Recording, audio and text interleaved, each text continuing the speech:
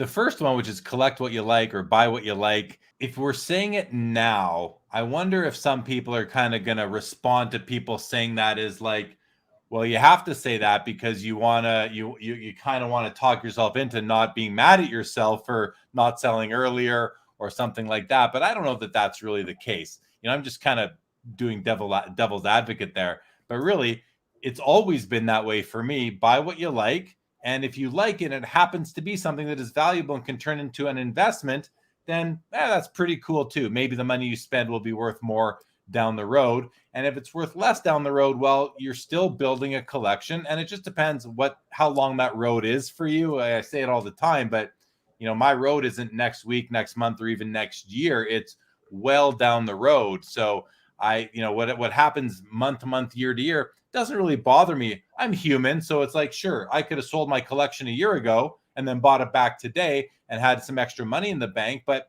I don't really think that way. So to me, as you said, buy what you like, collect what you like.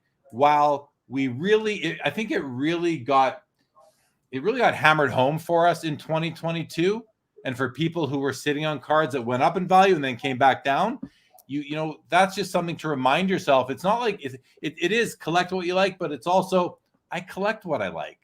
Like, you know what? It's like, yeah, that's what I'm doing. So don't worry about the day to day, week to week, month to month, even year to year.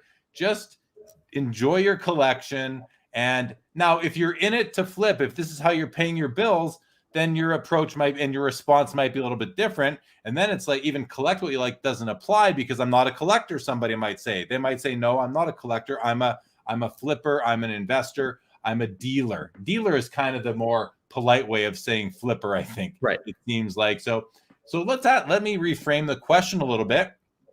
Not to put you on the spot here, and I know I didn't kind of prep you with this, but what do you think like if you were a flipper or a dealer who was really just in this to make money, what's the best advice you and me could give those people moving out of 2022 and into 2023 who still want to do this as a business?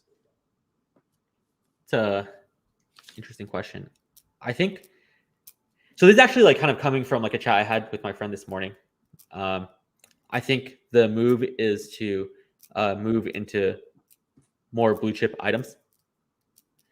I was talking with my friend, and he mainly deals with like vintage. And I was like, "Oh, like, are you worried about like the market like softening a little bit in the past few months?" He's like, "Oh, I haven't really touched it too much, but my collection is still worth 95% of what it used to be worth because all I do is vintage, right?" So I think like, maybe like even moving like earlier and earlier, maybe like even pre 1986, right? Like I wouldn't even know if you'd count that as vintage, but just like like vintage baseball, right? Like that those items are like very, very stable, right? So I think it's still, if you're like purely a flipper, there's like still ways to make money. I think I think that like the pool of available items where you can do that is just like a lot smaller now. I think what you just said is exactly right. You can't do it on every Prism basketball rookie card anymore.